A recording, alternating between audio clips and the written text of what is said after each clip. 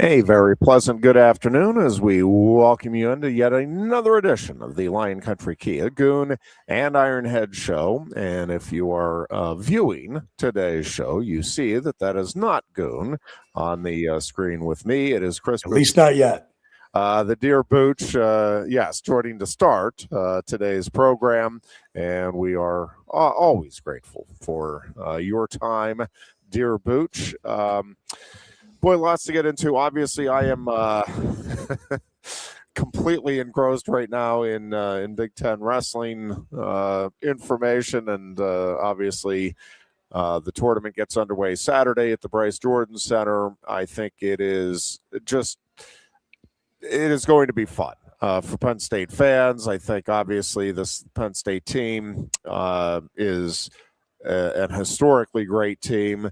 How historically great, again, will be defined in large part by what happens here in the postseason, more so at the NCAA championships, but certainly partly by what happens here in the Big Ten championships. We have the World Baseball Championships coming up, and that I think is drawing more and more interest as the U.S. gets ready for its first game tomorrow, and we'll talk a little bit about that. Major League season just around the corner, and there is a ton going on still in the world of college sports, which is ever evolving, ever changing, and really difficult to try to keep up with everything that is going on there.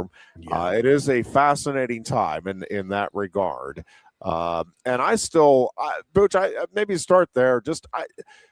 Do you have any feel? Because I really don't, and I keep thinking I'm going to start to get a feel for how this thing is going to progress. But in particular,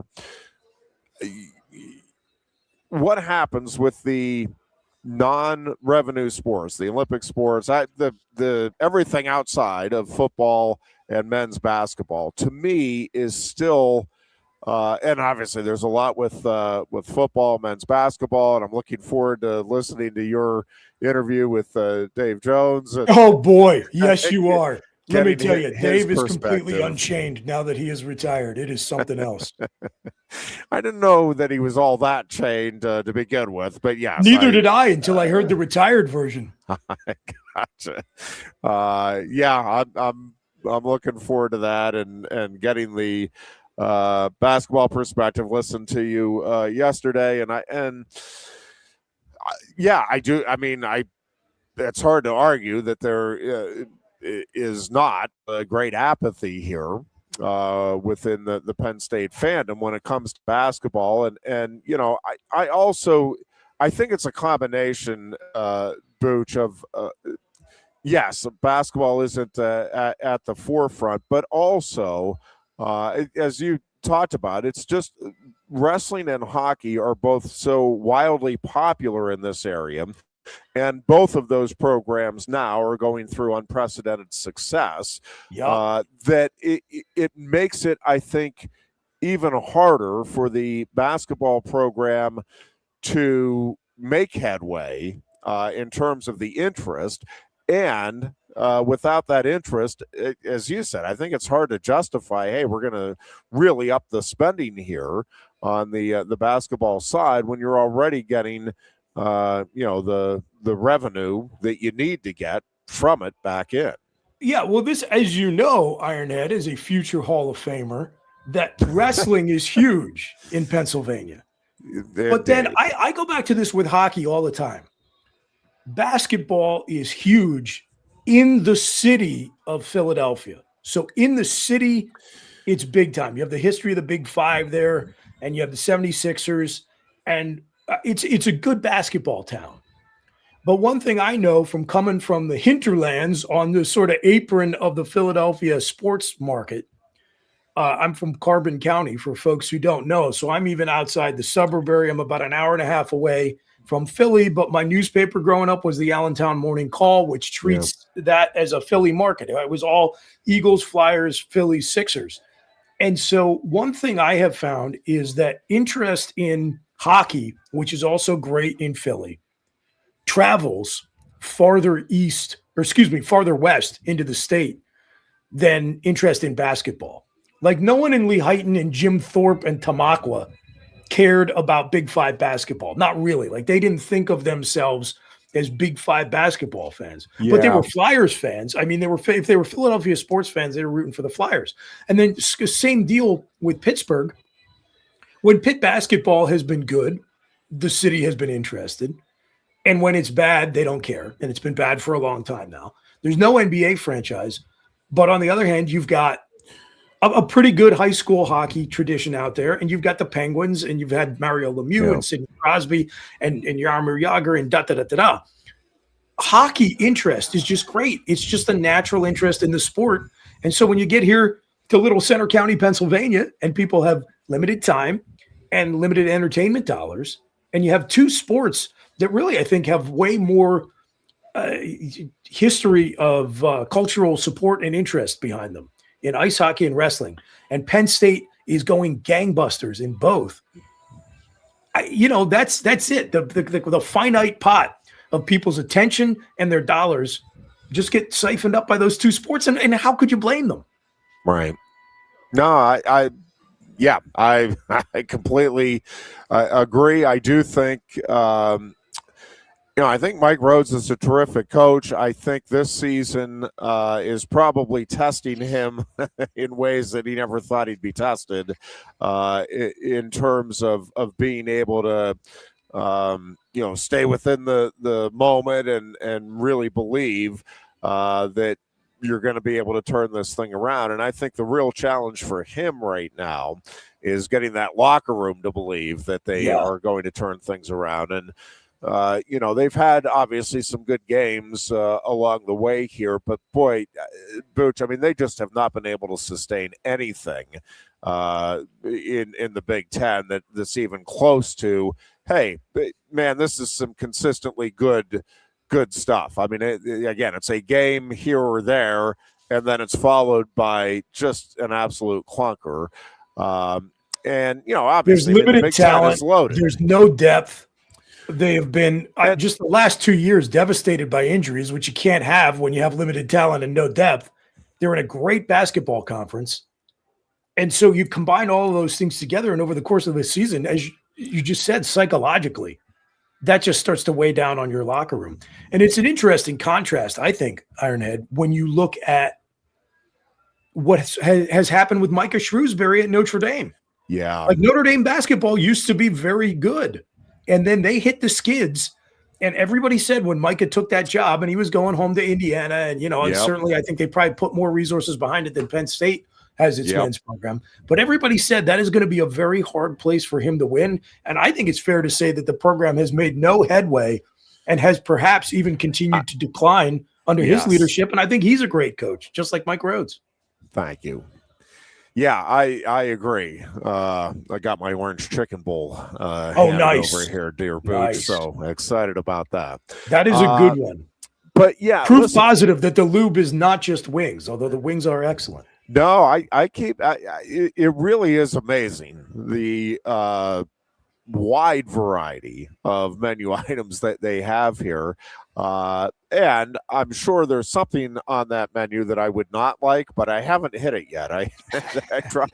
I tried a really good salmon dish on Tuesday's show. And love that. The orange chicken bowl is becoming one of my two go-tos, along with the steak salad, if I'm not doing the wings. But man, they just you really can't go wrong here at the Lube in that regard. As far as Shrewsbury is concerned, Booch, I do think they've taken a step backward under his direction, and it's one of those things where I don't think. I'll speak for myself. I won't speak for anybody else. I don't blame Micah for taking the job back closer to home, more family in the area. On paper, certainly a more prestigious job, a bigger name, brand in the basketball world. But all of that being said, it really did feel like he was building something pretty solid here, and it had it going in the right direction. And I do wonder if you got truth serum in him, if he wouldn't. Again, hindsight's always 20/20. In the moment, again, don't blame him, and probably thought it was the right thing, even though, yeah, I that is a tough place to win big as well. I do wonder if he got truth serum in him, if there would be some regret, because again, I do think he had it going pretty well here. I'm not sitting here telling you they were going to be contending for national titles on a regular basis, but man, they were starting to roll a little bit, and he just has not been able to get anything going, and it sure feels like his tenure is going to be pretty short-lived here when it's all said and done. And as far as Mike Rhodes is concerned, Booch, I heard you talk about it a little bit yesterday. I do think it's to some degree, if you get rid of Rhodes, and I don't think they will after this season, but the pressure will be there next season, I think, to whatever degree there is pressure with Penn State basketball, to your point. But it does feel like you're just going to keep chasing your tail, because, again, I think Shrewsbury was a terrific coach. I think Pat Chambers was a terrific coach. I think Mike Rhodes is a terrific coach. At some point, you have to recognize this isn't a coaching issue. It's not that, man, we just keep getting the wrong coach.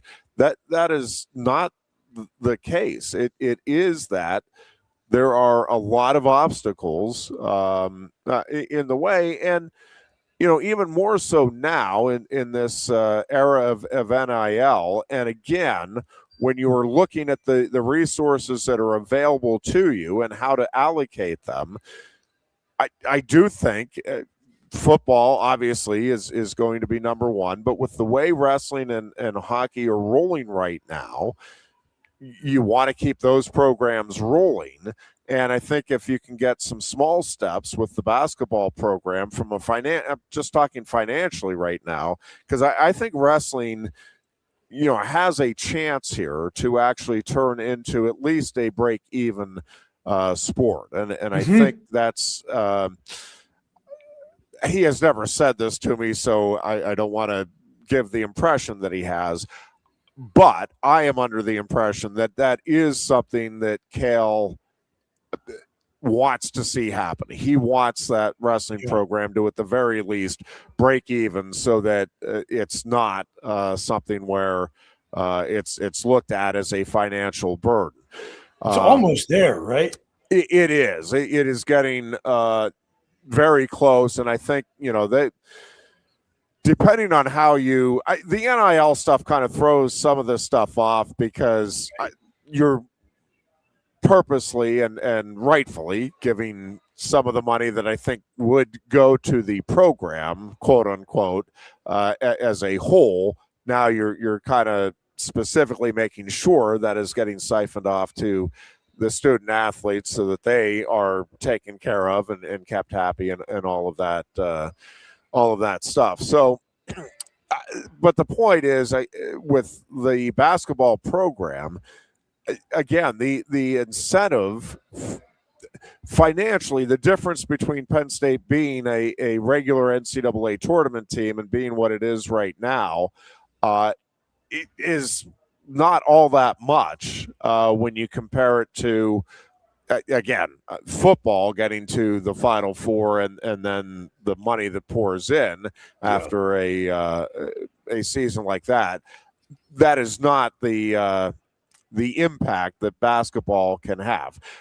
Not to say that one wouldn't have any impact, and obviously I do think Pat Kraft would love to see all of the programs. I mean, I do think he's earnest when he says if they're putting a sport out there, they want it to be competitive on the national level and competing for Big Ten and national titles. So I do think that is the objective. I just think there are some things in place that make it more difficult here than at most places, even other places that don't have the great basketball traditions in place that Penn State does. There's a lot there to try to overcome, I think, if you're truly trying to build a championship caliber basketball program. Yeah, and I talked about it a little bit on the air. I talk about it with Dave in the segment I'll air next week. But I do think facility is a big part of that, Ironhead. I mean, the Jordan Center is just not a great college basketball venue, and there are so many challenges that basketball runs into with the unorthodox, we'll say, management structure, which again, I think probably is so far down in the weeds, most people don't realize it. Yeah. But Penn State owns the building. Penn State doesn't manage the Bryce Jordan Center. And it really does feel like in the middle of concert and event season, men's basketball is like an inconvenience to the people who are running that place. No, yes. And it just, I don't know. It is hard to replicate the home court advantage that a rec hall provided. I mean, when you think back to just what it was like when you had fans, I mean, literally a foot away from the players as they're pounding the ball. I mean, the impact that can have and the noise that can be generated in a facility like that versus, again, you can get twice as many fans in the Jordan Center, but the impact they're having on the game, even if you had that atmosphere, and obviously Penn State doesn't have anything close to that atmosphere, but even if you pack that place, it wouldn't be anywhere near the home court advantage for the players on the court in the game that Rec Hall was. I've been in a few sold out Bryce Jordan centers for basketball. It happens from time to time when the team's having a good season and a marquee opponent comes in.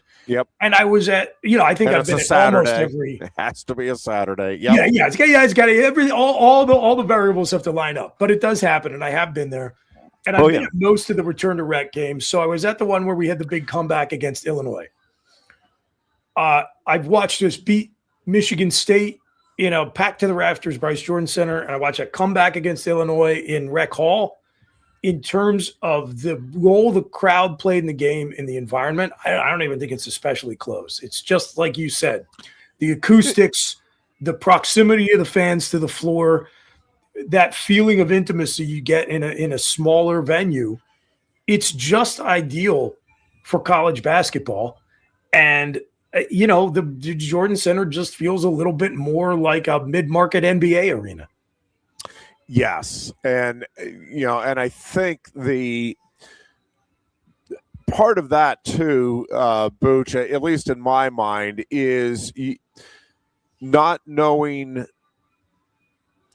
who it is you're targeting. Like, I just don't think the atmosphere, even that they're trying to create at the Jordan Center, matches with the fan base that they need to draw there in order to fill the place. Yeah. And, it works in football because you're going to go there despite whatever noise that you may not like or like. It doesn't matter because you're such a so addicted to football. It's like, I'll put up with, I don't understand this music. I don't like this. I don't too loud. Yeah, but you still go because, again, football is king here.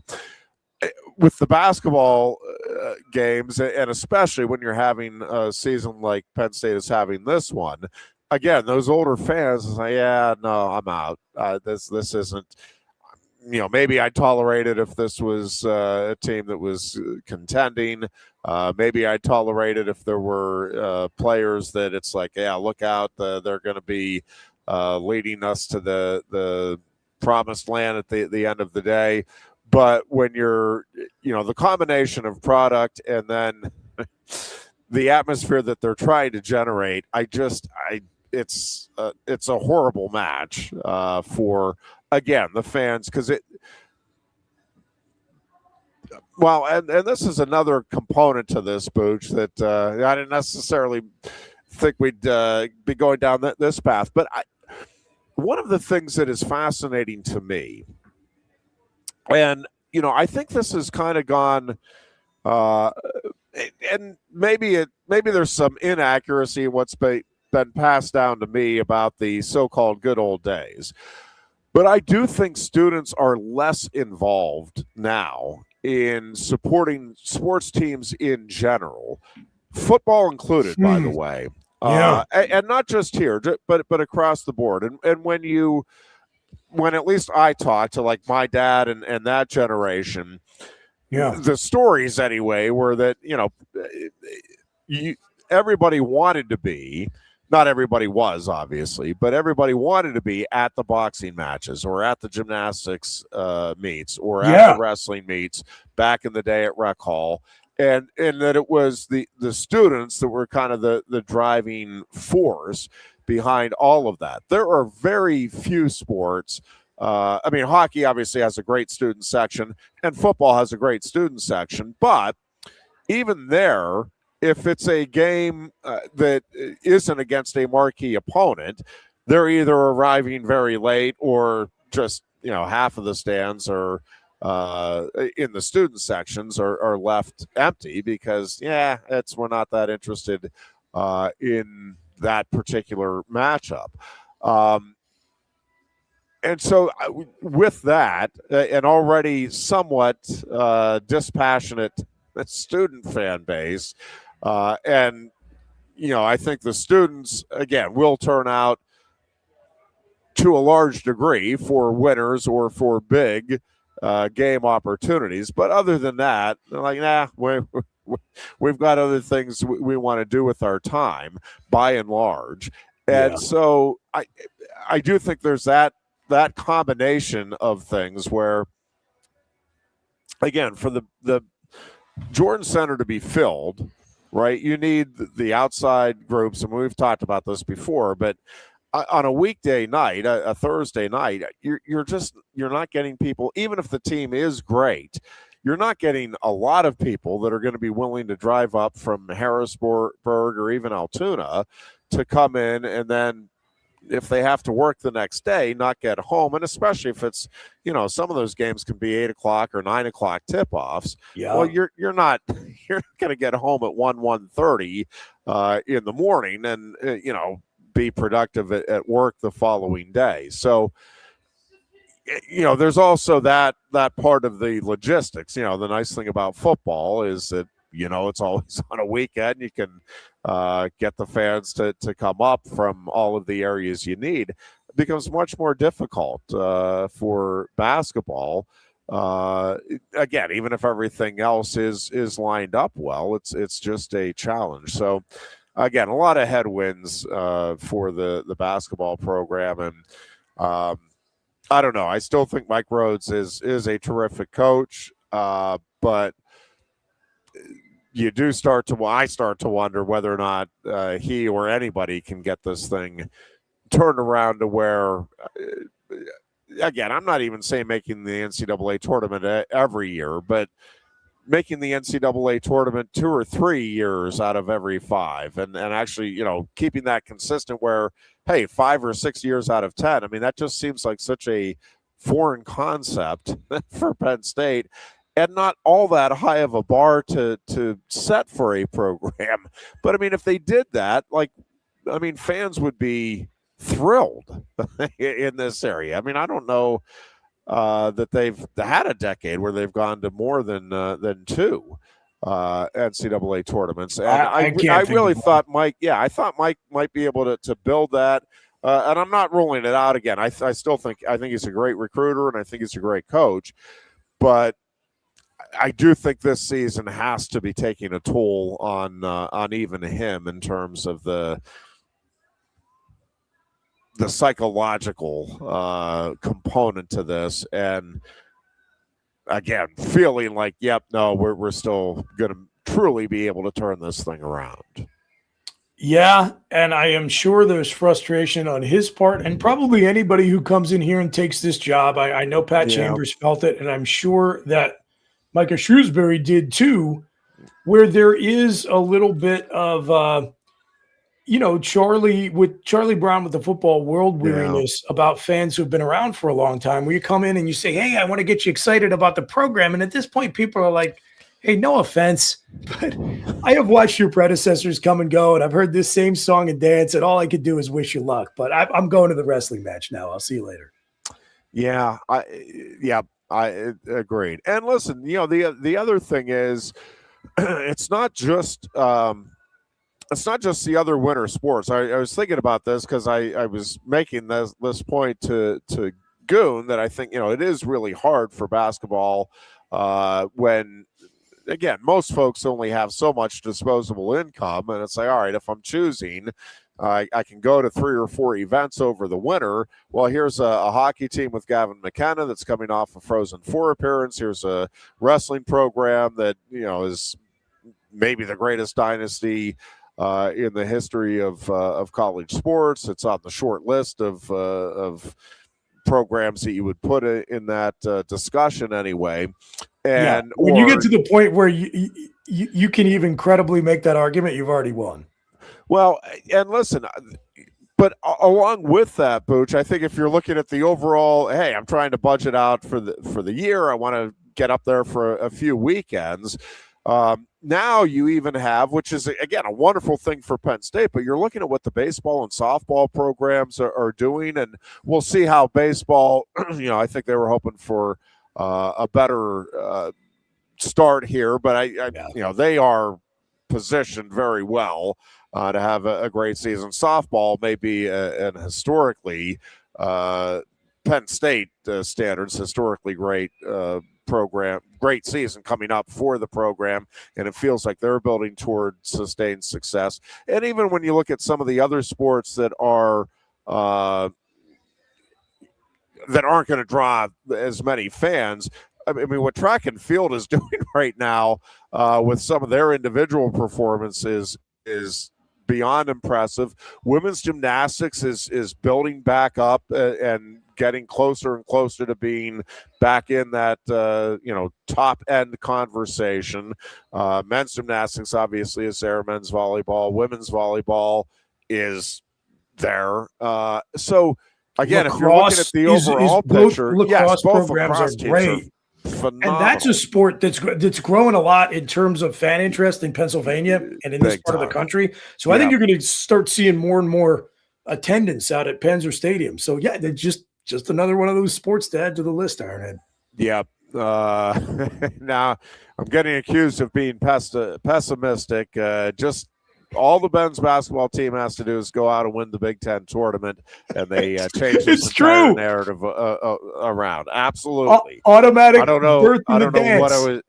I don't know what I was thinking. That's obvious. Just go win it, boys. Would they have to win more conference games in a week than they've won over the course of the season to do that? I think they would. Yeah, they would. Yeah, which is, why? Well, the good news is there's a first time for everything. Indeed. All right, let's take a break here. When we back, please. We may talk a little wrestling. Just I've seen a bunch of different articles on the numbers that Penn State has put up this season, and the numbers that have been used are incredible, and it is dominating. I want to throw a few others into the hopper that I haven't really seen discussed as much. Because, again, when we talk about historically dominant, and again, the postseason is that's where you make your legacy, right? The dual season is important. I think what Penn State has done is incredible. If Penn State were to turn around and lose to Ohio State or Nebraska in the Big Ten tournament and finish with 1 national champion and 6 All-Americans, right, then it's all forgotten very quickly. Those both seem very unlikely scenarios with the way this team consistently rises to the occasion. But assuming they do finish up strongly and they have what I think they will in terms of unprecedented success for this program in both the Big Ten and the NCAA tournament. I just want to look at some of the other numbers that this program has put up. And I just don't think we've ever seen anything like it in college sports, but I'm not even sure in professional sports where you have a 3-year run where you have a new standard set, generally agreed that, man, that was, the best team ever. And then you followed up the next year with, okay, well, that team was a little better. And then a third straight year where you're like, well, all right, now this one seems to be blowing the doors off of the last two and anything else that preceded it. I just can't think if you think that's the end of the run, I got terrible news for you. If you kind of project what next year's lineup's going to look like. Yes, and actually, I think that's it's going to be fascinating to see kind of that they'll have some decisions on who to redshirt and who to put in the lineup and where to put some of the individuals in the lineup. So next season, yes, certainly has the potential to be a fourth straight year of unprecedented success. And again, it's just something I can't recall seeing anything quite like it in the world of sports. But hey, before we go to break, Head, if you guys talked about it Tuesday, I missed it. When you're going over this stuff, can I just get your input on the tournament seating and the methodology behind it? Yes. Just that can be a tease for after the break, but yes, I gotta hear your take on that. Yes, no, we will take that up because it's the old the law of good intentions there, and I do think there were some good intentions there. If it ain't broke, don't fix it. That's my law. Yeah, the problem is, let's get this around on the other side, because I do think it's worth delving into as to how they got there, and then again what the remedies are. But yeah, I don't think there was anybody that foresaw some of the absurdity that ended up coming out of these seedings. So we'll kick that around a little bit on the other side of this timeout. You're listening to the Lion Country Kia Goon and Ironhead show, and we will be back right after this. You look a bit nervous, hey? Thierry, what's it like to stand in the FIFA World Cup stadium? Wouldn't you like to know? Just tell me. Come on. It's not something that you can put into words. Such a tease. You can't rush it. You will find out when it's your time. Thanks for the wisdom, coach. So, how much longer? Now go and make history, my man. Here's the World Cup you've been waiting for. Actually, the World Cup's been waiting for me. That's the spirit. Just remember who drove you here. Inspiring every step of the next legend. The official matchball carrier, proudly sponsored by Kia. Inspiration connects us all.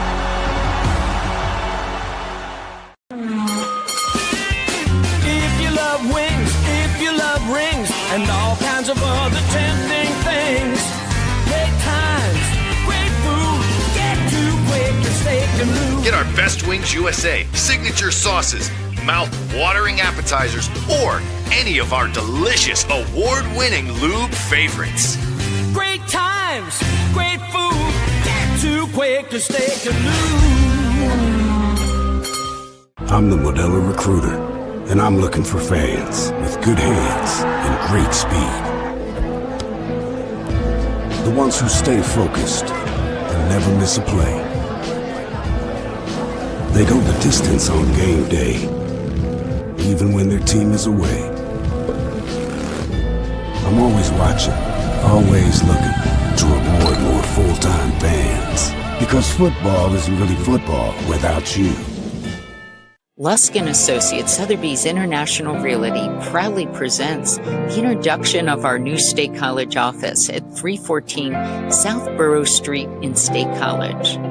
At Sotheby's International Realty, we advertise locally, nationally, and internationally, bringing the best of advertising and promotion to each and every one of our properties, big or small. Call now. A lot has changed about State College. One thing that hasn't is W.C. Clark's Coffee Roasters on 234 East Calder Way. 30 different varieties of specialty coffee beans sourced from over 25 countries and roasted with love each morning in Happy Valley for over 45 years. They'll ship their fresh roasted coffee from their doorstep to yours. Order online at statecollegecoffee.com. That's statecollegecoffee.com.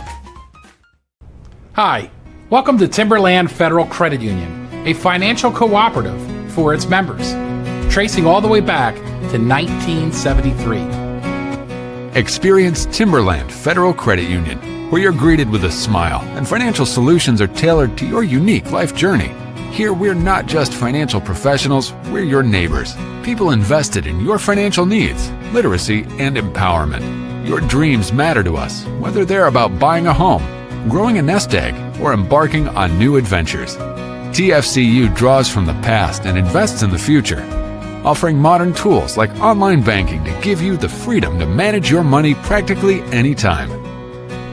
Additionally, we're passionate about giving back both time and resources because enhancing our community is at the core of why we're here.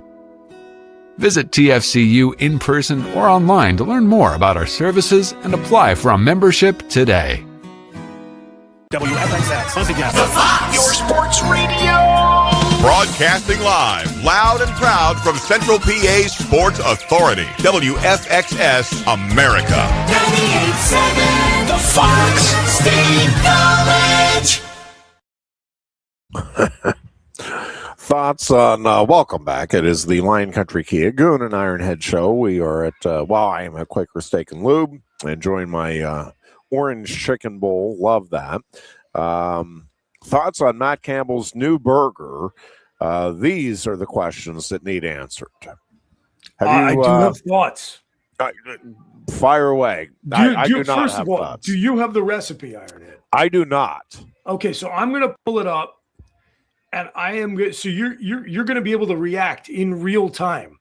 Excellent. To Coach Campbell's Roman burger. The Roman burger. Yeah. Okay. So here's what I got for you. All right. Now, first and foremost, it is a beef patty. Okay. For those who know, that needed to be clarified. It is indeed a beef burger. This is a good start, dear Booch. Yes. Very good start. It is topped with salami, mortadella, white cheddar, arugula. I don't know. Little bit of a warning bell there. Then you got tomato and red onion, mayo, Italian dressing, and it's served on a brioche bun. So you got two different types of meat. You got the white cheddar, and then you got your basically your lettuce, tomato, onion. You sub the lettuce for arugula. Then you got mayo and Italian dressing. I could do without the mayo. Everything else, I think I'm in on. I think I'm in on the mayo is. Yeah, I am right there with you. I do not like mayonnaise. That's just a personal thing, but I can't stand it. Other than that, all good. I give it a thumbs up. Yeah, I don't know. I'm just trying to think. I don't know that I've ever had salami with a burger, but I mean, sign me up. I'm all about it. I've had. I can't remember. I think it's either the. If you've ever been to Denny's Beer Barrel Club pub in Clearfield, I think it's either the John Capoletti burger or the Joe Paterno burger has got it. I'm almost positive. Gotcha. Somebody will correct me in the comments if I'm wrong. Commie talk on the no mayo. We're getting. I could not disagree more. Yeah. I think mayonnaise was invented in a Soviet lab. Ironhead is my feeling about it. Yeah, that is the one thing. If I was it should be fed to communists. If I was a head football coach, and for many, many reasons, everybody should be grateful I'm not. But if my team got invited to the Mayo Bowl, I think I would turn it down because of the very thought of being doused in mayonnaise. Horrific.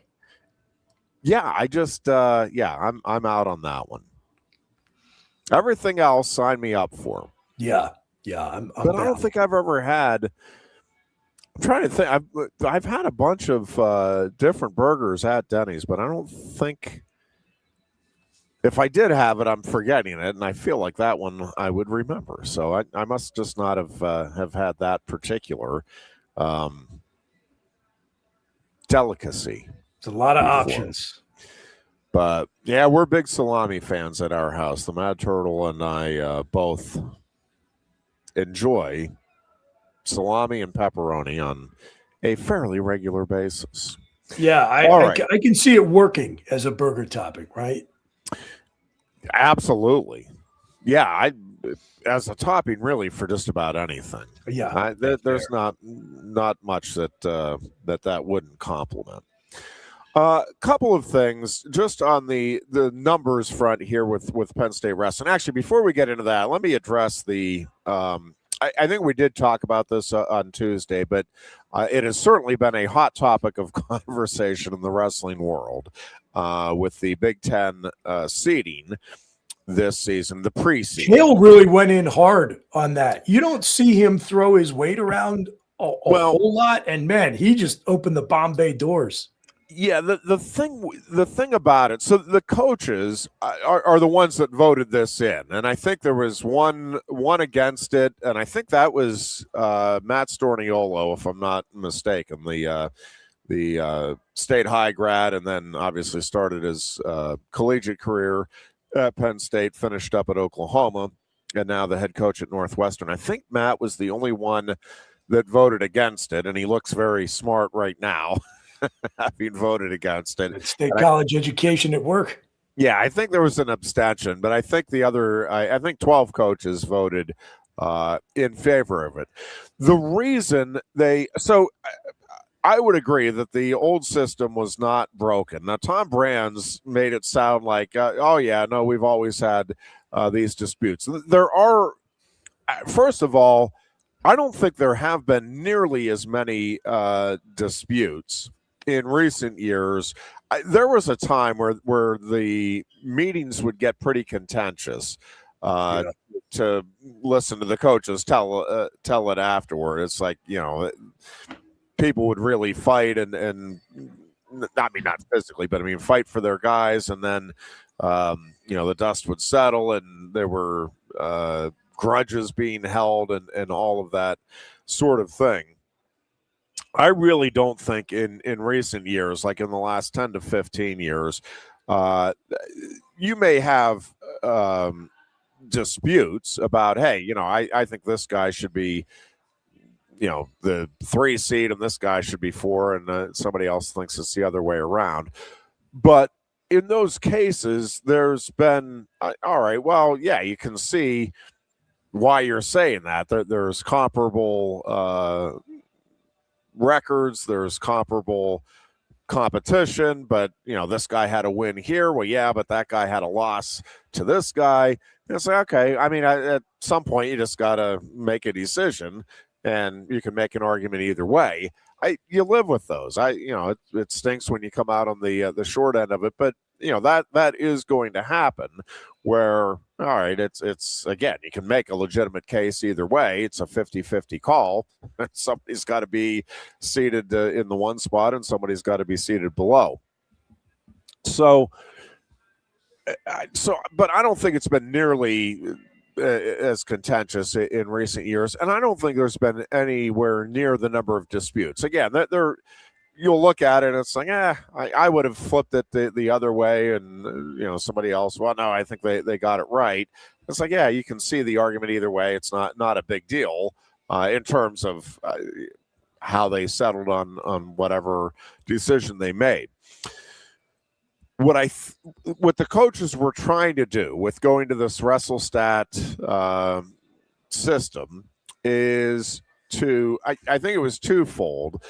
I think really the driving force, and I don't know this, but I strongly believe that the driving force here was, listen, this is time consuming. Like, the coaches were taking the job seriously, and it takes a while to look through all of the results during the course of the season. You're a guy, obviously, but all right, well, now I need to compare them and be fair. Yeah. what this guy that we didn't see, well, what are the results? What, how close were the matches? What were the common opponents? So, I mean, that they're taking it seriously. It is a time-consuming endeavor, and, the coach's time is already pretty well accounted for in a college wrestling season. So I think that was a driving force. And the other part of it is I do think they were trying to, hey, let's just get to an objective measure. And that way we don't have people arguing that, the only reason the Illinois guy was ranked lower was because nobody likes the Illinois program this year, or you didn't like this guy personally. And so, all right, we remove all of that out and we just have the objective data. The problem is, as Cale said, and again, the rules are what they are for this year, and now we know what I think I think they need to go back to just having the coaches do it. I get it's a time-consuming thing, but to me, it has worked really well for a very long time now, and I think they got it right.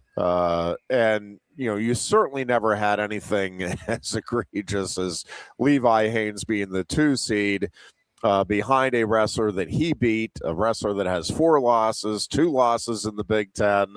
And Levi's sitting there as a 3-time Big Ten champion, undefeated in the season, number 1 in every poll that's out there. And then you turn around and you look at this. And, part of it is, I just don't think I think when they were looking at the common opponents, the thinking was, all right, well, we're going to penalize guys who don't wrestle in their team's dual meets. And on the surface, it's like, okay, well, even if you're injured, then we have one less opportunity to evaluate you against conference opponents. What I would rather see done there is just, all right, well, if whatever team wins, that gets credited to the starter in terms of looking at it as a win for seeding purposes. Mm-hmm. Well, if your starter doesn't wrestle and your backup loses, then it's a loss for you as a program. Now, even that has its flaws, and I'll concede that. Again, I think the coaches, when they were doing it, were getting it right. They were penalizing guys who didn't wrestle a lot of conference duels, but they weren't penalizing them to the degree that, like, an Angelo Ferrari gets penalized this year, or a Joey Oliveri, undefeated for Rutgers, drops all the way down to a 10 seed. Like that. And now potentially would match up with Braden Davis in a first-round matchup. So not even in the quarterfinals, you would be having, 2, certainly All-American contenders anyway at 141 meeting in the first round of a conference tournament. So I just think it was the input, the data that was there was flawed. Like, it wasn't the right system, because what they didn't take into account is it wasn't just penalizing the guys that weren't wrestling in the conference duels. It was penalizing the guys who were facing the backup.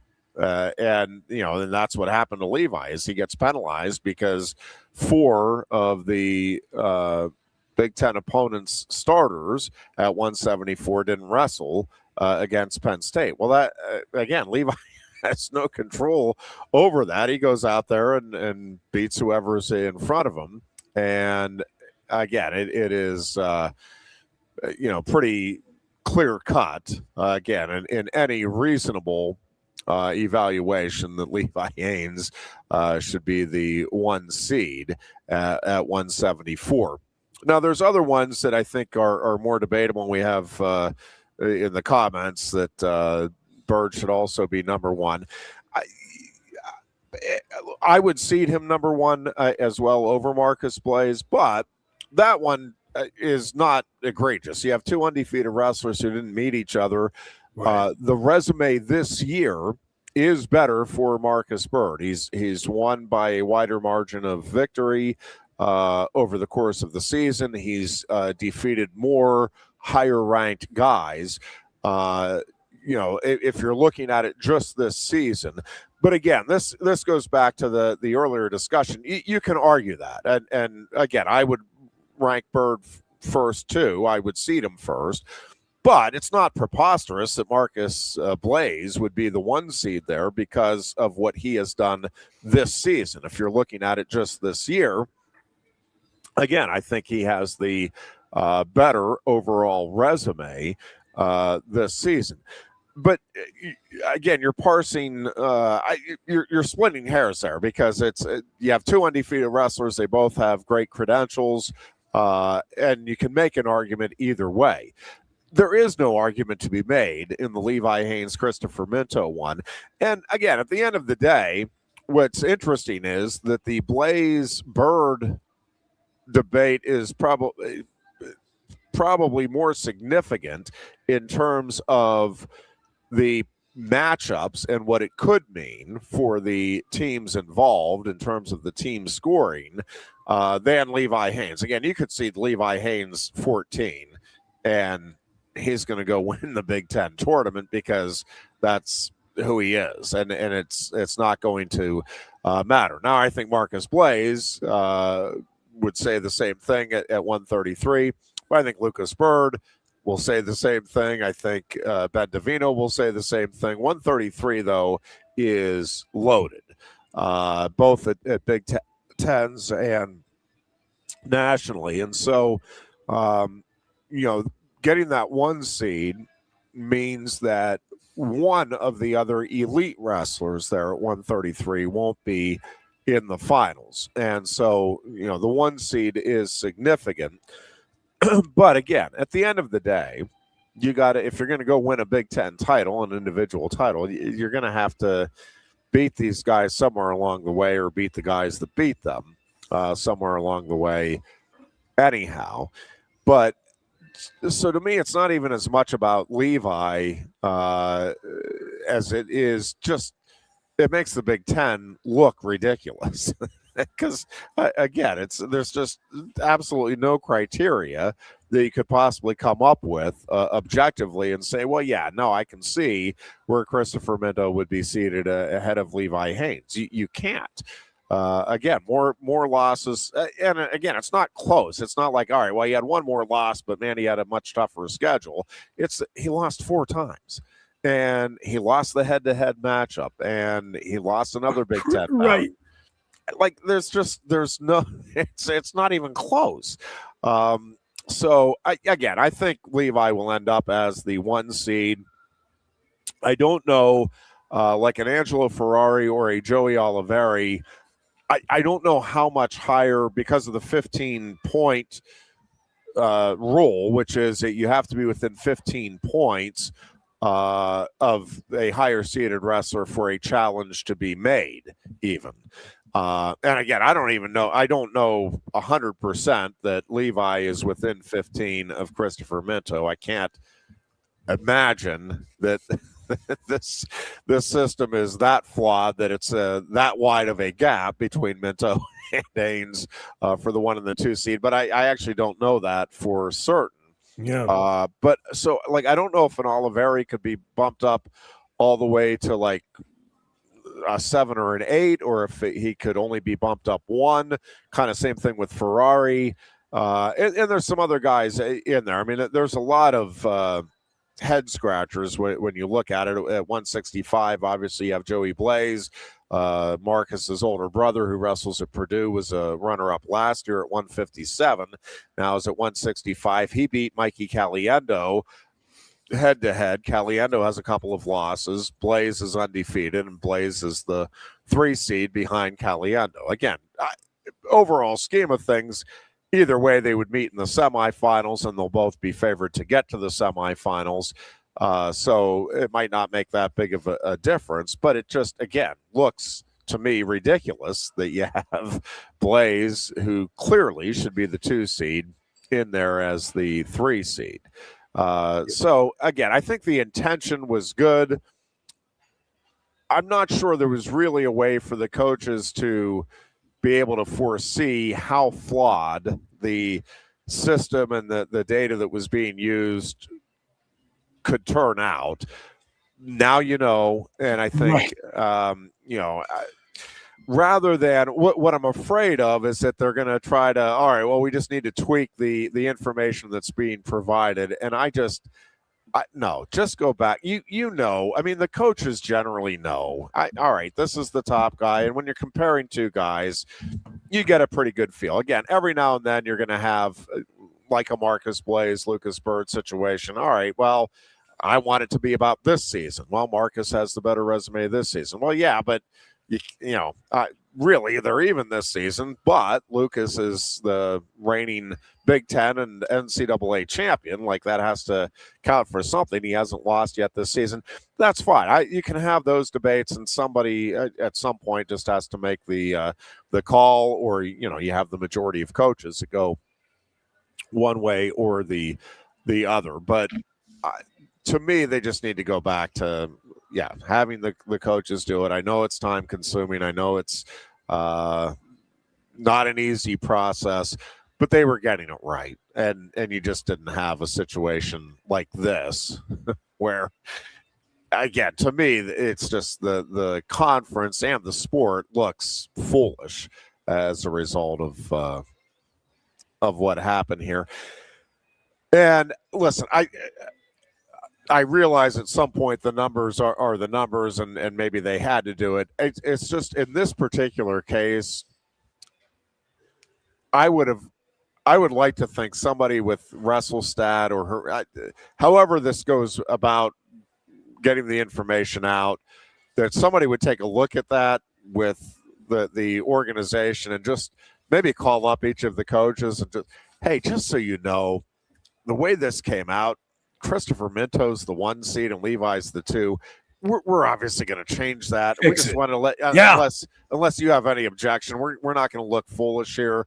And all 14 coaches, including Mark Manning of Nebraska, would say, well, yeah, duh, of course. I wish that, and again, I don't think there was that protocol, so I'm not blaming anybody for not doing that. I don't think it was an option. It's just it should have been. And again, it's easy to say, I don't think anybody could have envisioned, hey, I'll bet this system will end up allowing somebody that has 4 losses, 2 in the conference, including a head-to-head matchup with a 3-time conference champion. He's probably going to be seated ahead. So maybe let's give a little heads up ahead of time that we can correct that. I don't think anybody was thinking that far ahead. But that would have been, I think, the ideal way to handle it is, hey, we ran all the numbers just so you know, like, oh, this came out wrong. Are you okay if we change this around so that we don't look ridiculous? And again, I think all 14 coaches would have said, well, yeah, I absolutely do that. And again, I think they probably could have done it in a few other situations. I don't think there was anything quite as egregious as the Haynes-Minto situation.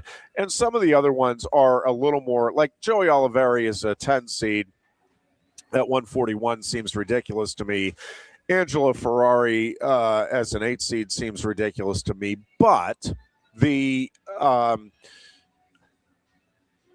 getting dinged for not having competed. And, again, the degree to which you want to penalize somebody there, I wouldn't penalize them that heavily.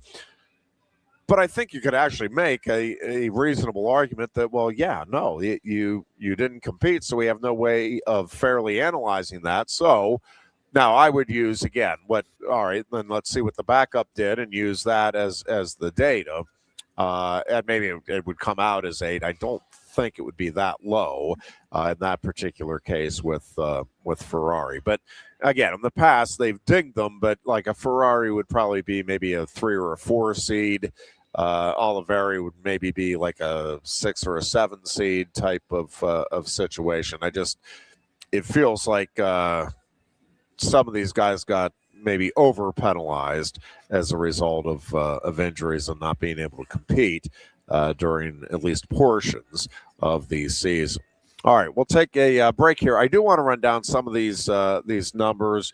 Do we know, Booch, if I'm not, is Goon planning to join via, do we know how? No, I believe he is going to be on site. Okay. So he's coming directly from his appointment to the Lube. Okay. That's, I wasn't sure of all of the plans. So, all right. Well, we'll keep an eye out. Are you okay to hang, or do you need to get going? I'm okay either way. Nope, I'm good to hang for now. And if I got to cut loose before the Goon arrives, you'll be the first to know. Sounds good. All right. We will be back with much more. It is the Lion Country Kia Goon and Ironhead show coming to you from Quaker Steak and Lube. Great place to watch baseball's spring training games, and of course the World Baseball Classic as well, and the NHL even. And, you know, if you're really desperate, I guess you could watch the NBA games. They do have them on here as well. We're coming right back after this. You look a bit nervous, eh? Thierry, what's it like to stand in the FIFA World Cup stadium? Wouldn't you like to know? Just tell me. Come on. It's not something that you can put into words. Such a tease. You can't rush it. You will find out when it's your time. Thanks for the wisdom, coach. So, how much longer? Now go and make history, my man. Here's the World Cup you've been waiting for. Actually, the World Cup's been waiting for me. That's the spirit. Just remember who drove you here. Inspiring every step of the next legend. The official matchball carrier, proudly sponsored by Kia. Inspiration connects us all.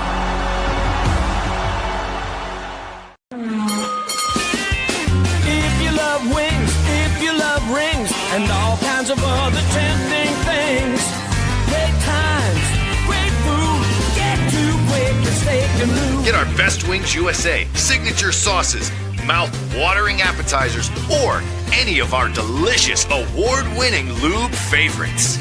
Great times, great food, get to Quaker Steak Lube. I'm the Modelo Recruiter, and I'm looking for fans with good hands and great speed. The ones who stay focused and never miss a play. They go the distance on game day, even when their team is away. I'm always watching, always looking to reward more full-time fans. Because football isn't really football without you. Lusk & Associates Sotheby's International Realty proudly presents the introduction of our new State College office at 314 South Borough Street in State College. At Sotheby's International Realty, we advertise locally, nationally, and internationally, bringing the best of advertising and promotion to each and every one of our properties, big or small. Call now. A lot has changed about State College. One thing that hasn't is W.C. Clark's Coffee Roasters on 234 East Calder Way. 30 different varieties of specialty coffee beans sourced from over 25 countries and roasted with love each morning in Happy Valley for over 45 years. They'll ship their fresh roasted coffee from their doorstep to yours. Order online at statecollegecoffee.com. That's statecollegecoffee.com. Hi, welcome to Timberland Federal Credit Union, a financial cooperative for its members, tracing all the way back to 1973. Experience Timberland Federal Credit Union, where you're greeted with a smile and financial solutions are tailored to your unique life journey.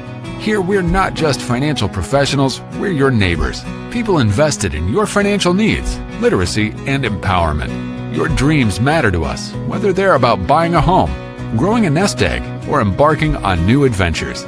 TFCU draws from the past and invests in the future, offering modern tools like online banking to give you the freedom to manage your money practically anytime. Additionally, we're passionate about giving back both time and resources because enhancing our community is at the core of why we're here. Visit TFCU in person or online to learn more about our services and apply for a membership today. WFXX, once again, the Fox, your sports radio.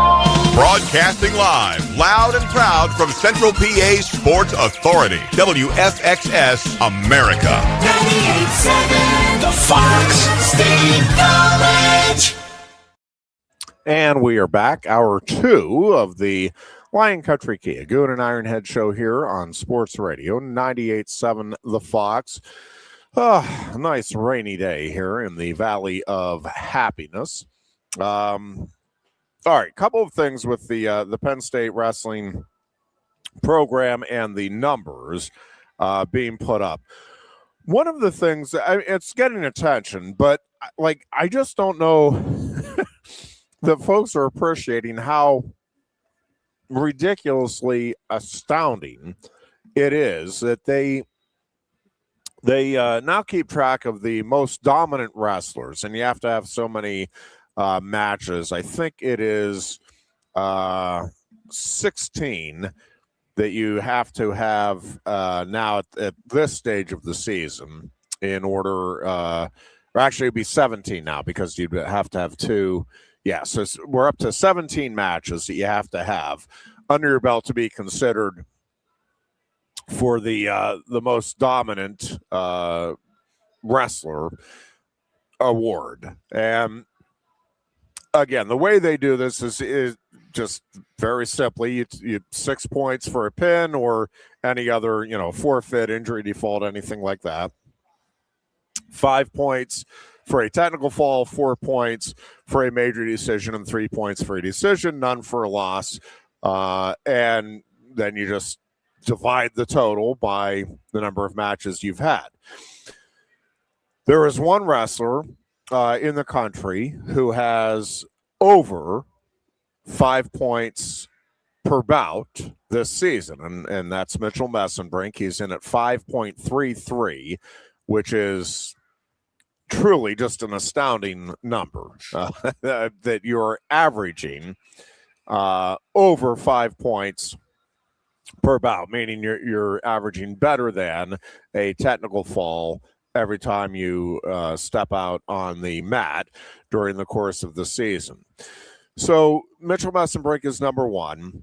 And then Levi Haynes is actually number 2 right now. And it's funny because I've seen some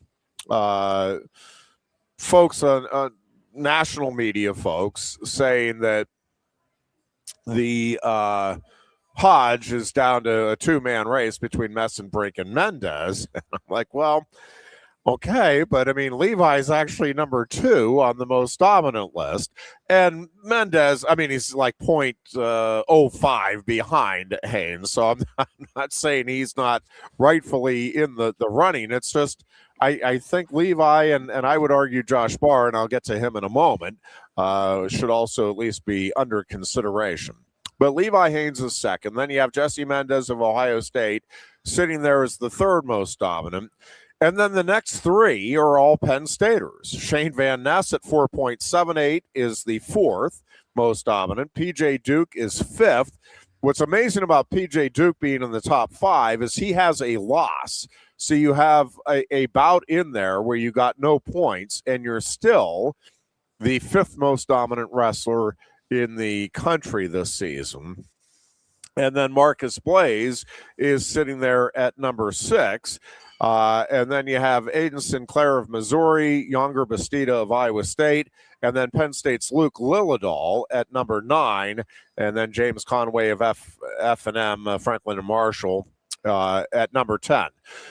So 5 of the top 6 and 6 of the top 9 most dominant wrestlers are all on the Penn State roster. But Josh Barr has 16 bouts. He is 16-0. And so he is 1 win shy of being eligible. If he had had 1 more bout and was kept on his current pace, he would be the 2nd wrestler to average over 5 points per bout this season. He's at 5.06, and so he would be second on the list behind Messenbrink and just in front of Haynes, and that would give Penn State 6 of the top 7 and 7 of the top 10 most dominant. Again, these are the guys that are dominating their weight class or the sport the most. 7 of the top 10, if Josh had one more bout, would be from Penn State, including, again, it would be 6 of the top 7 if Josh had one more bout under his belt. That alone is just very hard to get your head around, that one team could have that many guys that are that dominant compared to the rest of the country. A few other numbers, though, and again, some of these have been thrown out there, but there are 22 undefeated wrestlers going into the postseason, going into the conference tournaments. 22 in the country. 7 of them are from Penn State. No other team has more than 2. I think there are, 5 teams. 5 teams. Ohio State, Oklahoma State, Iowa State, Lehigh, and Cornell that have 2 undefeated wrestlers. And then there are 5 teams with 1 in Illinois, Rutgers, SIUE, Purdue, and North Carolina State. So, again, Penn State has 7 of the 22 undefeated wrestlers in the country going into the conference tournaments this weekend. I've seen a lot of, and it's accurate, a lot of the folks that are running stories on the numbers that Penn State put up during the season are using the 139 and 11 in dual meet bouts, which is accurate and astounding. I mean, 139 wins and 11 losses in the bouts during dual meets this season is incredible. But Penn State starters actually have an even better record than the dual meet lineup. Obviously, you've had some guys, especially earlier in the season, shuffling in and out. Penn State, the starting lineup enters the Big Ten tournament with an overall record of 163 wins and 8 losses. They have won 135 of the 171 bouts that they have wrestled by bonus point. They have a forfeit, a disqualification, an injury default, 41 pins, 58 technical falls, 33 major decisions, and then 28 decisions and just the 8 losses. One of those losses by pin, 1 by technical fall, and then 6 by decision, including 3 by 1 point. So again, 79% of the time a Penn State wrestler takes the mat, Penn State starter took the mat this season, it resulted in at least a major decision victory for that Penn State wrestler. Penn State racked up, the starters racked up 582 takedowns and gave up 39 on the course of the season. They racked up 123 stall calls against their opponents while they were called for stalling 13 times the entire season. 73-6 was the record of the starters against Big Ten competition. And again, 7 of the 10 wrestlers are undefeated heading into the Big Ten tournament. Again, the numbers, we've just not seen anything like it. I mean, if it doesn't mean anything to you, you're like, well, I don't really know. Just trust me when I tell you that we've never seen anything close to this type of dominance and this type of disparity in terms of dual meet points scored and given up, takedowns scored and given up, stall calls made and given up. Like, none of this stuff has been seen to this degree in the history of the sport. And again, the postseason is where you ultimately are going to be defined. The track record for Penn State has been very good in the postseason, particularly at the NCAA tournament. I do think there's the chance for a lot more history to be made for the program. I think when you look at Penn State, the most individual champions Penn State has had in the Big Ten tournament is 5. Okay. Very good chance that they'll have 6, 7, 8, maybe even 9. I was talking over with somebody else earlier this week that they were asking, the question they posed was, hey, it looks to me like Penn State could have 7, maybe even 8 Big Ten champions. And I said, well, I'll do you one better. I'm not predicting it, but I'm telling you, they have 9, in my mind, strong contenders. I think Cole Mirasola, with the way he's wrestling right now, I don't think it'll be shocking at all to see him at the very least in the finals, if not win a Big Ten title. And I'm not going to tell you Braden Davis can't. It's just Jesse Mendez has so far separated himself from the rest of the field that it's hard right now to bet against Mendez. But Braden Davis is in the opposite side of the bracket. So, again, I'm not predicting it, but I'm telling you, I will not be shocked if Penn State ends up with 10 wrestlers in the finals on late Sunday afternoon, which obviously is absurd. I think it was last year. I think it was Goon Goon's like, could Penn State set a record with like champions or something in the Big Ten? This was before the Big Ten tour. I'm like, well, no, like we're never going to see. Iowa had 9 champions one year back in 1983. I'm like, you're never going to see that again. Well, again, I'm not telling you that. That's, as you say that is not a crazy scenario at all. It's like you said, you're not predicting it's going to happen, but that's not homerism by saying it's possible either.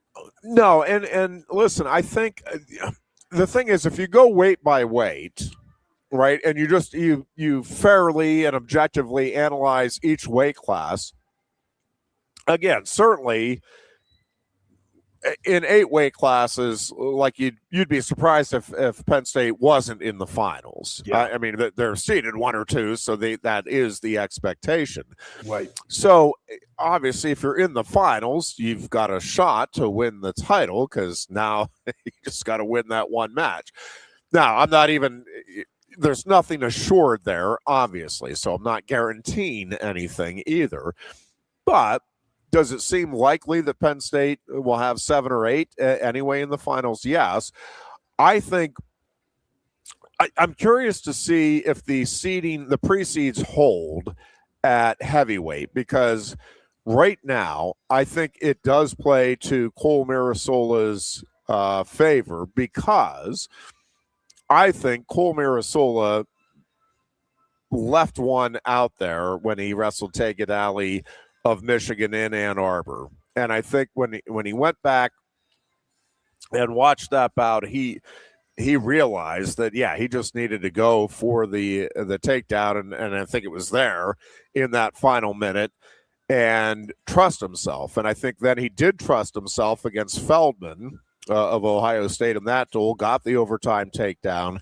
And so I really think Cole Mirasola has an excellent chance of getting to the finals. And then, we'll see if especially if the bracket holds, because I think Cole wants another shot at Gadali. I'm not sure Gadali even really deep down wants to wrestle Cole again, because I think he knows he kind of got away with one a little bit. No, it's not to say Gadali couldn't change up tactics and wrestle a better bout this time around and try to wear Mirasola down a little bit. I just think Cole is wrestling with a strong sense of confidence, and it's an earned confidence. And I think the way he's wrestling right now, the movement that he has, gives him a chance against anyone in the Big Ten and probably anyone in the country. Again, I haven't seen a lot of younger Bastida this year, the number 1 ranked wrestler for Iowa State. I've seen him over the years, and he's obviously very good. I've talked to a couple of people that he's elevated his game this year. But again, I think Cole Marasola, his movement right now is very, very good. And I think it's going to give other heavyweights, all other heavyweights, some problems here in the postseason. But as far as the Big Ten tournament is concerned, again, if you go weight by weight, there's those 9 weight classes. I think Penn State has a pretty clear path where it's not unreasonable that they're at least in the finals. And again, Braden Davis is the 7 seed. You saw, I mean, he was ahead of Brock Hardy before he got pinned. And I think Braden has taken a couple of steps forward here just in these last couple of weeks in the room. And I think he is, with the possible exception of Mendez, I think he's capable of beating anybody in the field there. And I think he is looking forward to having the opportunity to open some eyes. So, again, I'm not predicting it. I'm not guaranteeing anything, but I don't think it's all that crazy of a scenario that Penn State could have all 10 in the finals on Sunday afternoon and could have 8 or 9 champions. And again, the fact that is even a consideration, that you can talk about that without, all right, well, that's just absolutely ridiculous and absurd, tells you just how special this program and this year's team in particular is right now. And as you said, Booch, the thing is, next year's team, again, Levi is the only senior in that lineup. And depending on how some things shake out in the lineup next year, I mean, they could be at least as good, if not a better team, top to bottom, more dominant team, top to bottom, next season. And that's just kind of hard to get your head around. Just hey, Ironhead, I got some breaking Penn State sports news. Hit me. This is just hitting X in the last few minutes. It's all over the place that Penn State has announced they are parting ways with Carolyn Keeger at the conclusion of the women's basketball season. So not unexpected, I don't think, for anybody, the way things had gone, but that is official. Carolyn Keeger is out. Yeah, I kind of felt that one coming, Booch. And, I didn't know her well or anything. I interviewed her, I think, once. And I liked the hire when they made it. I really thought she just had a wonderful personality. Seemed like she was going to be able to kind of get the program back to where it was under Rainey. And it just has not come to fruition. And it just seems like there's been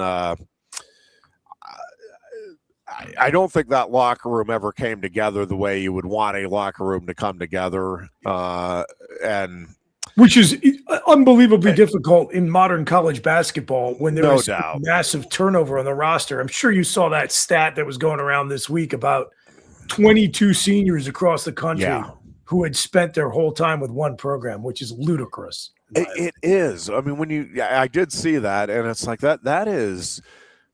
I mean, that really is hard to believe, even in this era, Booch. I don't know. That one just seems.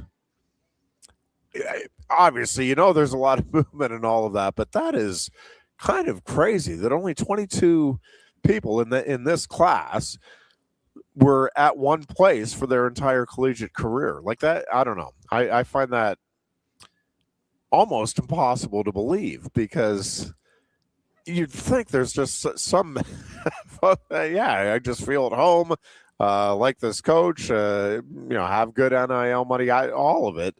I'm not surprised that there's a lot of movement, but to have only 22 in the entire nation is crazy. Like if you had told me it was 22 in the Big Ten, I'd think, oh, that seems a little low, doesn't it? But for the entire nation, that seems absurd. So how just as we're talking about it, I'm pulling up a couple of stats I had that I actually never even got to in my conversation with Dave Jones the other day about the men's basketball program. Just to speak to this point, Ironhead, on the tournament team that Mike Rhodes had at Virginia Commonwealth, he had 4 players on the roster who had been at VCU for at least 3 years.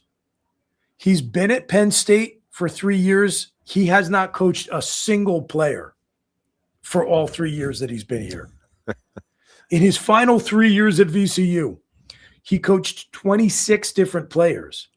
In his first 3 years at Penn State, he's coached 33 different players. Yeah. So 7 more different players just over a 3-year stretch. To me, it makes it hard to get into the sport. I mean, it is the old Jerry Seinfeld bit about rooting for shirts. Yeah. In the extreme, you're practically, especially if you're a program like Penn State, where you were either a last stop or a stepping stone, you're in some cases turning over almost the entire roster from year to year. Yeah. And that is, yeah, I didn't realize that with the numbers with Rhodes, but I mean, certainly it's been just, huge turnover every year. And that's the one thing I think we did talk a little bit about it, Goon and I, but I do wonder, and I'm not sitting here telling you that they, would have been a Final Four team with Niederhauser, but I do wonder how much of a difference that would have made, especially in the Big Ten, and just providing a steadying force and, again, having that experience and the whole bit. I just, I don't know what the difference would be in terms of wins and losses. Certainly, though, it would have made a difference. And again, it's just one of those little things that from the program's perspective, there's certainly very good things about having Niederhauser doing what he's doing right now in the NBA. Like, hey, you can't do it here, coming from Penn State. But, oh, man, if he was in that lineup, Booch, again, it feels to me anyway like that could have been a big difference maker in terms of this team being at least much more competitive in the Big Ten than what it turned out to be this year. Yeah, it's cool. It's a feather in the program cap for what it's worth to have a first-round draft pick. They never anticipated that he'd be gone to the first round of the NBA draft after one season. No, it's amazing. A couple of other things, just real quick on the wrestling, and then I'll quit on the wrestling again. Big Ten tournament gets underway 10 o'clock Saturday morning. But a couple of other just storylines from Penn State to watch for. Cale Sanderson right now is tied with Cliff Keen for second in most Big Ten tournament titles. Of course, Dan Gable, who won 21 straight, by the way, is at the top of the list with those 21 Big Ten titles. But right now, Cale Sanderson and Cliff Keen each have 9 and are tied for second. So with a Penn State victory on Sunday, Penn State's Cale Sanderson would become just the second coach to reach double figures in conference titles and would move behind only Dan Gable on the list of all-time Big Ten coaches with conference titles. So that's something to watch for.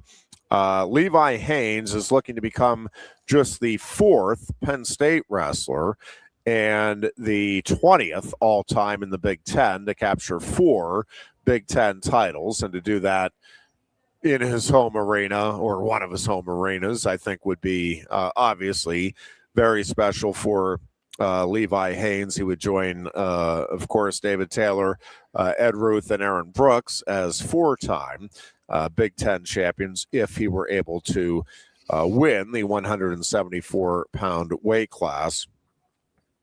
And again, Penn State has never had more than 5 Big Ten champions in a single season. And they certainly have a chance to have 6 or more this year. Again, Iowa has the record with an astounding 9 champions back in 1983. A couple of other things. Penn State has never won a Big Ten championship at the Bryce Jordan Center. Now, they've only hosted 3 times previously. Most recently in 2021, Iowa won that one when fans weren't allowed in. That's why Penn State is getting another crack at it here in 2026 at hosting. But Penn State had its only 2 Big Ten champions at home in that 2021 tournament, Roman Bravo Young and Aaron Brooks. Penn State did not have any Big Ten champions in 2009, and the Nittany Lions finished 7th in the conference tournament that year. And the first time Penn State hosted was in 1998. Nittany Lions did finish 2nd that year and had 3 runners-up, but did not have an individual Big Ten champion that season. So just a couple of things to keep an eye out for and watch this coming weekend for Penn State as the Nittany Lions again try to add to their history-making season. Oh, yeah, I got to shout out here. Alan reminded us. I'm glad he did because I would have forgotten to bring it up probably. But 2 o'clock on Saturday afternoon, Pagula Ice Arena, the women's hockey team already back-to-back regular season conference champions in the AHA going for their 2nd straight tournament title against Mercyhurst. So I'm going to be there. I'm really looking forward to it. I love those games, and the girls are on a tear. They're ranked in the top 4. I think they're still number 3. And they are as high as they've been ranked as a program. Yeah. So true title contenders, and we're hosting the Frozen Four here in women's hockey this season. So it's a good time to be a Penn State hockey fan. Yeah, it is remarkable what both programs are doing and the talent that both programs have right now. We had 3 of the Penn State players that were in the Olympic Games, which is obviously pretty heady stuff. And so, very excited to see what both of these hockey programs can do in the NCAA tournament. All right, let's take a break here, and we are back with a final segment, possibly with the Dear Goon. Although, you'd have to fly solo for that one if Goon doesn't roll in. Hopefully, the doctor was not, I don't know, probing anything, or Lord knows what was happening there. But he should be there. We hope. Yeah, well, and if not, we will cover the final 20 minutes or so of the program when we come back. Thanks for your time today, Booch. Oh, you got it, Ed, anytime. As always. Again, we're back with a final segment after this on Sports Radio 98.7 The Fox. You look a bit nervous, hey? Thierry, what's it like to stand in the FIFA World Cup stadium? Wouldn't you like to know? Just tell me. Come on. It's not something that you can put into words. Such a tease. You can't rush it. You will find out when it's your time. Thanks for the wisdom, Coach. So, how much longer? Now go and make history, my man. Here's the World Cup you've been waiting for. Actually, the World Cup's been waiting for me. That's the spirit. Just remember who drove you here. Inspiring every step of the next legend. The official matchball carrier, proudly sponsored by Kia. Inspiration connects us all.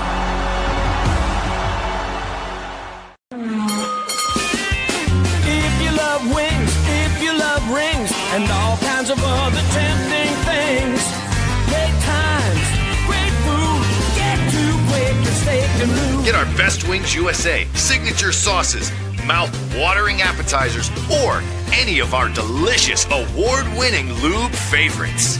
Great times, great food, get to Quaker Steak Lube. I'm the Modelo Recruiter, and I'm looking for fans with good hands and great speed. The ones who stay focused and never miss a play. They go the distance on game day, even when their team is away. I'm always watching, always looking to reward more full-time fans. Because football isn't really football without you.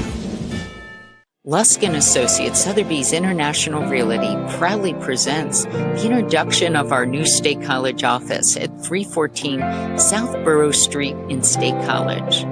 At Sotheby's International Realty, we advertise locally, nationally, and internationally, bringing the best of advertising and promotion to each and every one of our properties, big or small. Call now. A lot has changed about State College. One thing that hasn't is W.C. Clark's Coffee Roasters on 234 East Calder Way. 30 different varieties of specialty coffee beans sourced from over 25 countries and roasted with love each morning in Happy Valley for over 45 years. They'll ship their fresh roasted coffee from their doorstep to yours. Order online at statecollegecoffee.com. That's statecollegecoffee.com. Hi, welcome to Timberland Federal Credit Union, a financial cooperative for its members, tracing all the way back to 1973. Experience Timberland Federal Credit Union, where you're greeted with a smile and financial solutions are tailored to your unique life journey. Here, we're not just financial professionals, we're your neighbors, people invested in your financial needs, literacy, and empowerment. Your dreams matter to us, whether they're about buying a home, growing a nest egg, or embarking on new adventures. TFCU draws from the past and invests in the future, offering modern tools like online banking to give you the freedom to manage your money practically anytime. Additionally, we're passionate about giving back both time and resources because enhancing our community is at the core of why we're here. Visit TFCU in person or online to learn more about our services and apply for a membership today. WFXX, the Fox, your sports radio. Broadcasting live, loud and proud from Central PA's Sports Authority, WFXS America. 98.7, the Fox State College. And we welcome you back here for a final segment of the Lion Country Kia Goon and Ironhead show again at Quaker Steak and Lube. Great place to come on down and watch your favorite sports on the many TVs down here while you enjoy some great food, great beverages, and the best service in the area. Again, earlier this afternoon, actually, while we were on the air, we got word that Carolyn Keeger has been released of her duties as head coach of the Lady Lion basketball program in 7 seasons at Penn State. Keeger's record, 84 wins and 123 losses. And again, there is a good history, good tradition there with the Lady Lions, but it wasn't heading in the right direction. You were looking at, a disappointing season last year.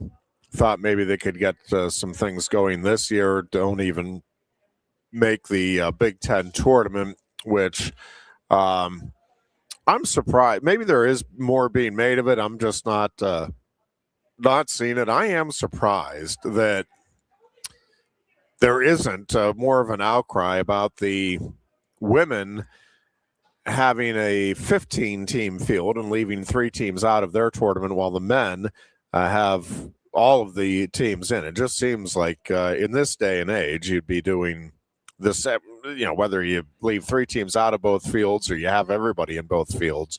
I'm just surprised that they aren't consistent in that regard. And either way, just that you do it the same for the men and the women. That just surprises me. But anyways, Penn State, one of the 3 teams to not make the field. And so Pat Kraft does announce the change in the national search. I'll be very interested to see where Penn State goes, whether I certainly expect it'll be somebody that has prior head coaching experience, but I'll be curious to see if they go after somebody who's having success in one of the power conferences, or somebody that's been very successful, maybe at a lower level. It would be interesting. I've got to believe there will be a lot of interest and that there will be a lot of resumes turned in to Penn State for that job, because I do think the women's basketball program, to me at least, and maybe maybe I'm not looking at it through the current lens, but it feels like that program does have the history. They're fighting some headwinds as well. I'm not going to sit here and tell you whoever comes in just is going to snap their fingers and voila, Penn State's back to a top 20 program. But there is that history to draw upon. I think the emphasis on women's sports over the years at Penn State makes that a more attractive job. They're not facing as many headwinds, I guess, as the men's program. And so we'll see. I have a feeling they're going to get a lot of really attractive interviews for that job. And, I think the Lady Lions, with the history there and with the draw of women's basketball, girls basketball in Pennsylvania at the high school level, I think there's an opportunity to get that thing turned around in pretty short order and at least get Penn State back to being very competitive in the Big Ten. And again, Carolyn Keeger fired today. Change in leadership, I think, is the way it's being termed here. As I look at the website, Keeger in 7 seasons again goes 84-123 here at Penn State, and just I don't know, never got the traction that I think she was hoping for, and that obviously Penn State was hoping for when it hired her. Gavin McKenna, meanwhile. Yeah, he's pretty good. The freshman on the Penn State hockey team has been honored by the Hockey Commissioners Association as the Rookie of the Month for February. And he continues to impress. Just as the season goes on, it seems like he is just getting better and better, figuring things out more and more, and that team just seems poised for some big things here in the postseason. Also, Tessa Janicki, we were just talking about the women's hockey team, has that big matchup with Mercyhurst at 2:00 at Pagula, looking for the AHA tournament title. And Tessa Janicki has been named a finalist, one of 10 finalists for the 2026 Patty Kazmaier Memorial Award. Third season that she has been nominated for the honor. It is, the women's hockey equivalent of the Heisman, goes to the best player, and Tessa Janicki certainly on the short list of best players in women's hockey this season. She is the first 3-time nominee for Penn State in the program's history. And again, she's right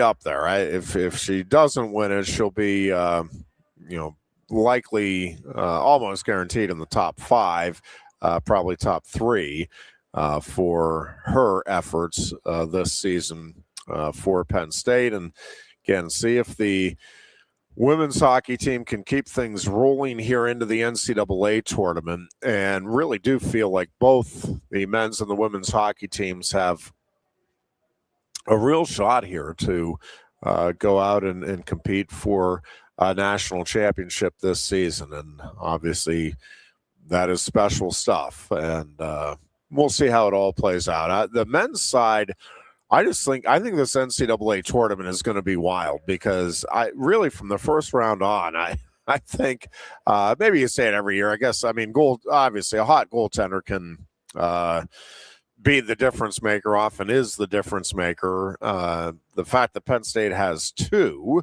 outstanding opportunities here, I think, makes it even sweeter. So, we'll just keep an eye out and enjoy the postseason. Men, by the way, have their final weekend of the regular season. A couple of important games here against Wisconsin. I think it's a 7 o'clock. I'm trying to look it up here real quick as I'm talking. Yeah, 7 o'clock tonight. And then it'll be 7 o'clock tomorrow night as well. Yeah, it'll be interesting. I actually just had a conversation with somebody last week. Again, the Keeger news, not very shocking. Kind of felt that one coming. And it will be interesting to see if they don't turn toward a Penn State alum, and our buddy Allen saying that would be his preference, is seeing somebody who, has some history here with the program and maybe can tap into yesteryear to bring it to greater heights. I do think I would love to see it, and I think there's some great options out there. I will say I also think I guess my preference would be that they at least have somebody that does understand and appreciate the history there with the Lady Lions. If not an alum, maybe at least a Pennsylvania native. To hear Matt Campbell talk about his childhood and the importance Penn State played in his childhood, even though he's not a Penn State alum, you get a real sense that he does truly appreciate the history there. I do think it's at least my preference. I don't know that it's absolutely vital, but I would like to see somebody that at least has an appreciation and an understanding of the history there with Lady Lion basketball and what it was, and the importance in the community. I mean, again, I know even now there are some widely varying opinions on Renee Portland. I have personally just a tremendous amount of respect for what she did, the way she did it, all of that. But regardless, one of the things she did do was make sure that both she and her kids in the program were part of the community, and that the outreach was exceptional. And I do think that is going to be an important component here to trying to build that thing back up, is getting a coach who at least understands the importance of that community outreach, getting school kids involved, getting them in the stands, getting them as part of the program. And I'm very curious to see where Penn State goes and who they are able to get here. Again, I think they are going to get some very attractive resumes in for that job, and I think it'll be an opportunity here for a quick reset and to get that thing turned around in pretty short order. It will be interesting, too. I don't have enough of a sense. I just don't follow the program closely enough anymore to know if there's going to be mass defections, which you would kind of think is likely going to be the case, or if you're going to have, at least a handful stick around and, hey, let's see what direction this thing goes. Only shortfall with the men is the injury bug has really hit the squad. Yeah, with the Coach Portland, a great fit in my mind. Wonder what Kelly Mazzani is doing these days. Yeah, again, I think there's a lot of great options. I know I actually just ran into Susan Robinson at an event. I'm trying to think, maybe a month ago or so. And I don't know if she has a desire. I mean, she's doing some wonderful things in and around the university. So I don't know if she'd have the desire, but boy, I tell you, Susan Robinson would be a terrific coach. I mean, that is somebody that bleeds blue and white, knows the game inside and out. I think very relatable to kids. And again, she may have zero interest in it. I'm not. But I think it'd be worth a phone call or just, hey, you want to come in the office here sometime in the next week, and just even if she wasn't interested, I would have to believe she has some connections and some names that she would be able to throw out there as folks that would be worth considering. But I'm just telling you, Susan Robinson, if she would be interested, I think I would be a big fan of moving in that direction myself. I just think she is exactly what you want in a Penn State coach, and again, just a very knowledgeable, very relatable person. All right, a couple of other things just as we get ready to wrap things up here for our Thursday edition. Again, Big Ten Wrestling Tournament gets underway 10 o'clock on Saturday morning, and then they'll resume at 5 o'clock on Saturday afternoon.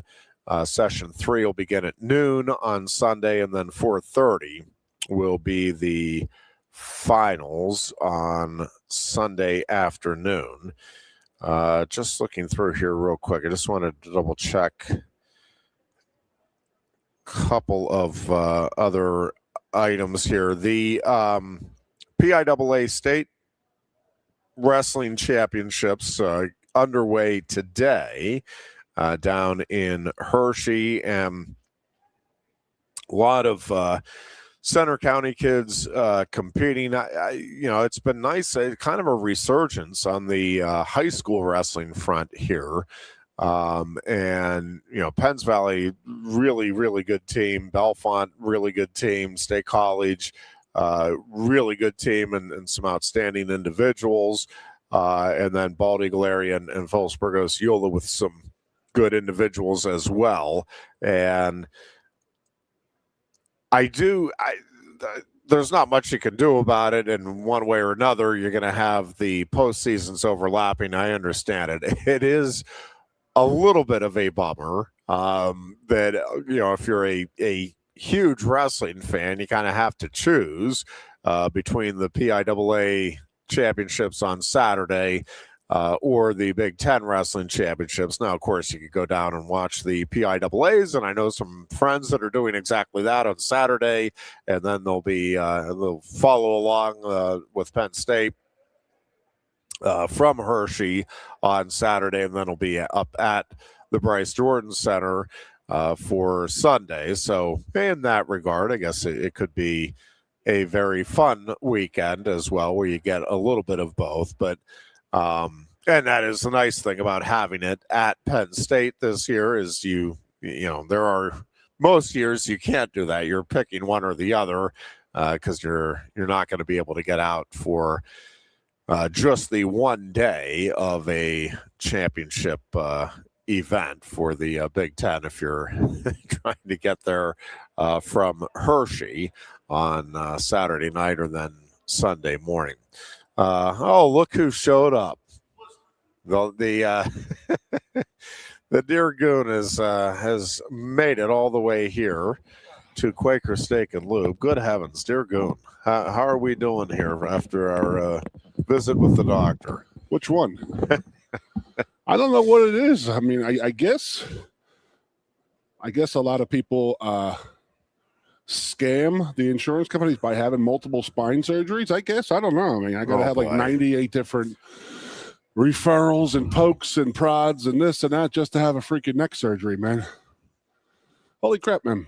Well, yes. I passed all the tests. I'm allowed to get. I'm not scamming the system. I'm literally going to have triple fusion in my neck next week. So, yes, I figured it'd be funny. I was like, I just might go home, and I was like, it's actually more fun if I show up. But it actually is super fashionably late. I love that you did it just in time for Alan to let you know, go Pens. Oh, Alan.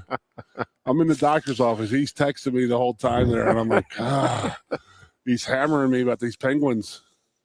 But what do you got? What do you got this weekend? I know we're jumping Nothing off. So. going on this weekend. I'm just you going 9 still? On relaxing. Come on, man. I am not predicting it. I am not calling it. Yep. But yes, I think there is a possibility that the Penn State could actually match the 1983 Iowa team.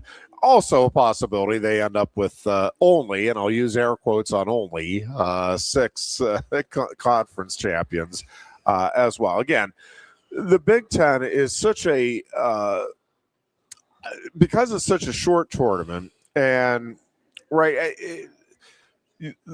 the point separation is harder to get at the Big Tens because of the at the NCAAs. You get that opportunity in the first couple of rounds to potentially at least get more bonus point victories.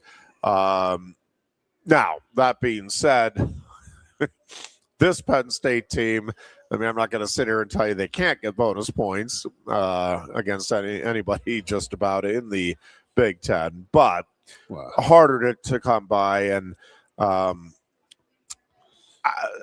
again, a lot of teams, coaches and wrestlers are scouting Penn State. I mean, you want to make a name for yourself and help your seeding by knocking off a Nittany Lions. So, I do think it's going to be a big test. I think it's going to be a whole lot of fun if you're a wrestling fan. I think the caliber of wrestling you're going to see at the Jordan Center this weekend is truly exceptional. And I am looking forward to just watching the competition. I got to say it. The look that the Mad Turtle gave you on Tuesday afternoon, when you said 9, he looked at you and said, "What?" He goes, "No." He said 8. He said 8. So he does not believe in Cole the way I believe in Cole. So he was great on Tuesday. By the way, was right. He had a lot of fun. It was good. I just. Man, we cancel school at the drop of a hat, and I'm not. Dude, it's unbelievable. It really is. Just compared to when we were kids. And again, it's safer and all that. I'm not getting into whether or not it's the right thing or not. I'm just saying it is amazing the number of. This year, it's been more the delays. They've had. I don't know. It feels like we've maybe had 2 weeks, and it's a slight exaggeration, but it feels like we've had 2 weeks where they've actually had 5 days of a full day of school. Like they have more half days, delays, day off here, day off there. It's amazing. Turning into a Catholic school.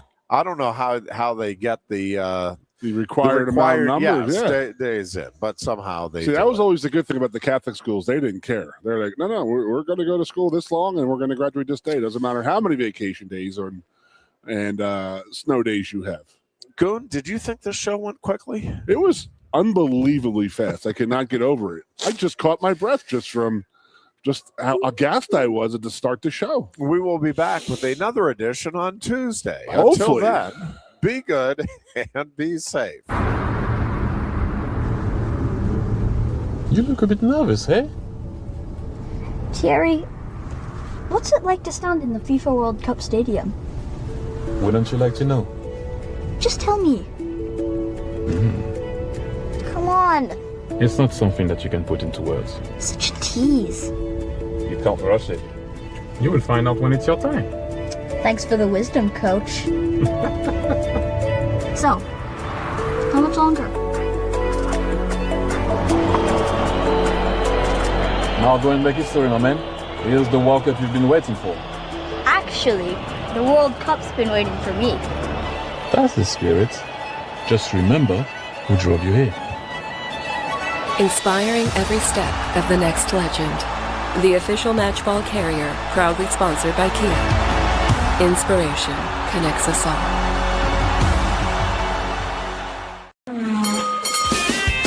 If you love wings, if you love rings, and all kinds of other tempting things, great times, great food, get to Quaker Steak Lube. Get our Best Wings USA signature sauces, mouth-watering appetizers, or any of our delicious award-winning lube favorites.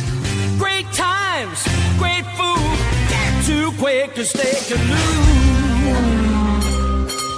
I'm the Modelo Recruiter, and I'm looking for fans with good hands and great speed.